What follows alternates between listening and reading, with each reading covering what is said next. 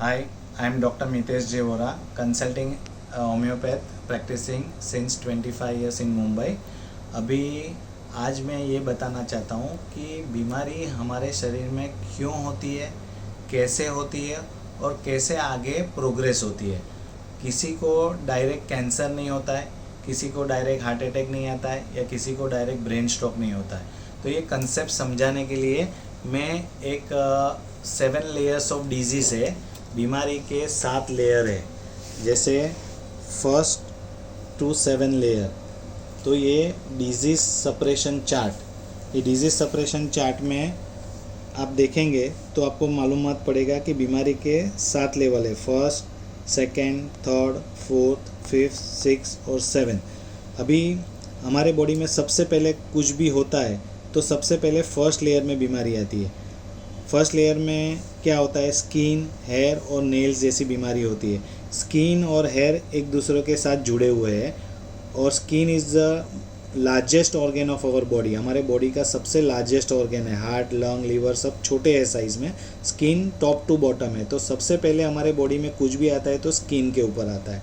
तभी skin disease को अगर आप सप्रेस करोगे या हेयर को सप्रेस करोगे या ट्रीटमेंट नहीं करोगे तो बीमारी आगे चल के सेकेंड लेयर में जाती है। सप्रेस यानी आपने कोई एलोपैथिक मलम लेके दबा दिया या एलोपैथिक दवा लेके टेम्पररी बीमारी को सप्रेस कर दिया तो बीमारी थोड़े टाइम में सेकेंड स्टेज में जाती है। सेकेंड स्टेज में 4 सिस्टम अफेक्ट होती है। एक है रेस्पिरेटरी डिजीज सिस्टम, जिसमें cold, cough, sinus, asthma, bronchitis होता है। सेकेंड सिस्टम है गैस्ट्रोइंटेस्टिनल ट्रैक्ट यानी जीआईटी सिस्टम, जिसमें gas, acidity, constipation, diarrhoea, peptic ulcer, gastritis, IBS यानी irritable bowel syndrome, vomiting.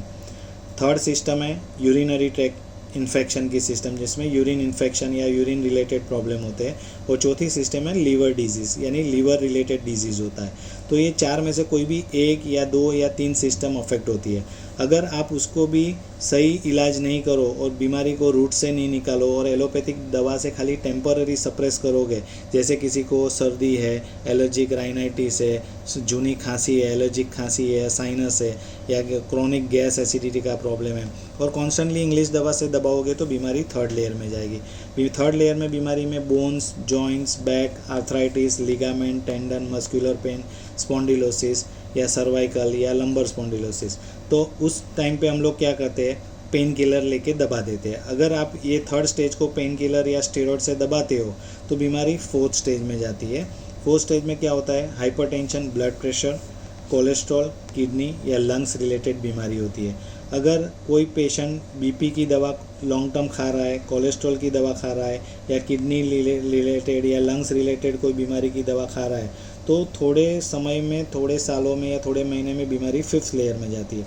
5th layer में क्या होता है, एंडोक्राइनल डिजीज़ यानी कोई भी एंडोक्राइनल ग्लैंड अफेक्ट होती है। तो डायबिटीज़, थायराइड, हार्मोनल इम्बैलेंस, लेडीज़ों में पीसीओडी, इरेगुलर पीरियड, जेंट्स में प्रोस्टेट के प्रॉब्लम या किसी को ब्रेन रिलेटेड पिट्यूटरी ग्लैंड या हाइपोथैलेमस ग्लैंड या पिनियल ग्लैंड या एड्रिनल ग्लैंड जैसे डिसऑर्डर होते हैं। अगर कोई पेशेंट को डायबिटीज़ है, अनकंट्रोलेबल है, डायबिटीज़ की दवा खा रहा है, इंसुलिन ले रहा है लेकिन डायबिटीज़ जड़ से नहीं जा रहा है, या थायराइड की बीमारी है जिसके कारण वो एल्ट्रोक्सिन, थायरोनोम या नियोमोर्कोजोल जैसी दवा लॉन्ग टर्म खा रहा है, या इरेगुलर पीरियड के लिए फीमेल्स लोग हार्मोनल टैबलेट्स खाते हैं या प्रोस्टेट के लिए जेंट्स लोग दवा खाते हैं, तो बीमारी लॉन्ग टर्म 6 लेयर में जाती है जहाँ पे ब्रेन और हार्ट रिलेटेड डिजीज़ होने के चांसेस है। और डायबिटीज़ है तो डायबिटिक न्यूराइटिस या पेरिफेरल न्यूराइटिस जिसमें नस के ऊपर इफेक्ट होता है। तो 6 लेयर में ब्रेन रिलेटेड या हार्ट रिलेटेड यानी मोस्ट वाइटल ऑर्गन्स अफेक्ट होते हैं, जिसमें हार्ट का पंपिंग कम हो जाता है, इस्चेमिक चेंजेस हो जाते हैं, ब्रेन में ब्लड सप्लाई कम हो जाता है, थोड़ा मेमोरी लॉस होता है। तो ये सब बीमारी अगर लॉन्ग टर्म इंग्लिश दवा से ही आप सप्रेस करोगे तो बीमारी 7th लेयर में जाएगी। 7th लेयर में लास्ट स्टेज है जिसमें बीमारी में cancer, heart attack, brain stroke, haemorrhage, paralysis, lacunar infarct, clot, Parkinson यानी कंपवा या अल्जाइमर जैसी बीमारी होती है। यानी आपने देखा कि बीमारी कैसे फर्स्ट से सेकंड, सेकंड से थर्ड, थर्ड से फोर्थ, फोर्थ से फिफ्थ, फिफ्थ से सिक्स और लास्ट स्टेज में 7th स्टेज में जाती है, जिसमें कभी कभी इरिवर्सिबल पैथोलॉजिकल चेंजेस हो जाते हैं और जिसको रिवर्स करना मुश्किल हो जाता है। तो मैं ये समझाना चाहता हूँ कि बीमारी को सप्रेस ना कीजिए।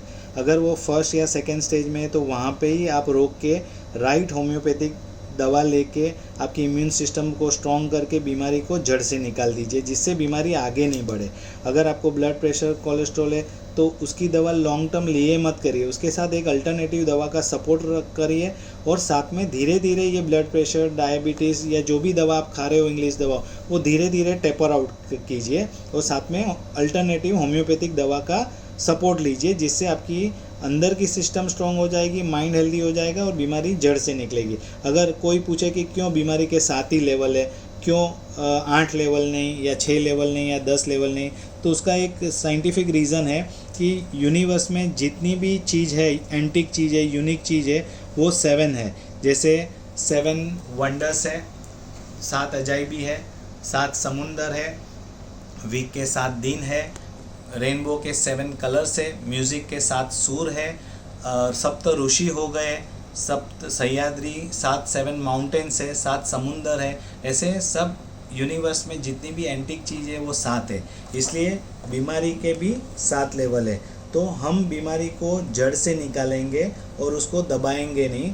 जैसे अभी समझो से फॉर एग्जांपल अभी कोरोना वायरस चल रहा है, तो कोरोना वायरस अगर आपका सेकेंड स्टेज या थर्ड या फोर्थ स्टेज में है तो आदमी मरने वाला नहीं है। अगर उसको सही होम्योपैथिक दवा दी जाए तो वो पेशेंट उसमें से रिकवर हो जाएगा।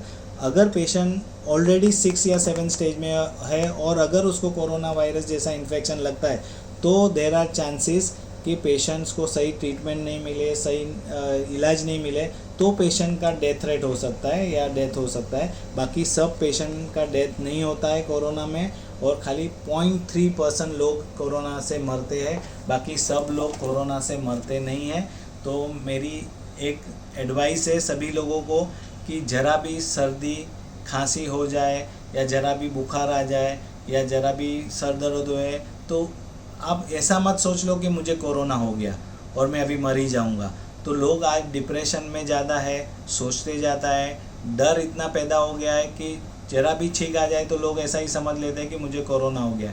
तो इस तरह आप कोरोना से डरिए मत, सही इलाज कीजिए, सही प्रिकॉशंस लीजिए।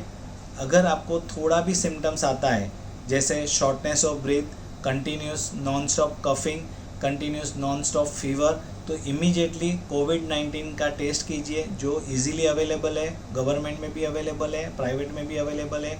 वो टेस्ट कर कीजिए और इमीडिएटली आपके नियरेस्ट डॉक्टर को कंसल्ट कीजिए। होम्योपैथिक डॉक्टर को सही हिस्ट्री देके सही दवा का इलाज करोगे और आपकी इम्यून सिस्टम होम्योपैथिक दवा से स्ट्रांग हो जाएगी तो आपको बीमारी जड़ से निकल जाएगी और आपको डरना नहीं है। डर गया तो मर गया, इसलिए डरो मत, कोरोना से फाइट बैक करो और वो बीमारी को मात दे के उसमें से बाहर आ जाइए।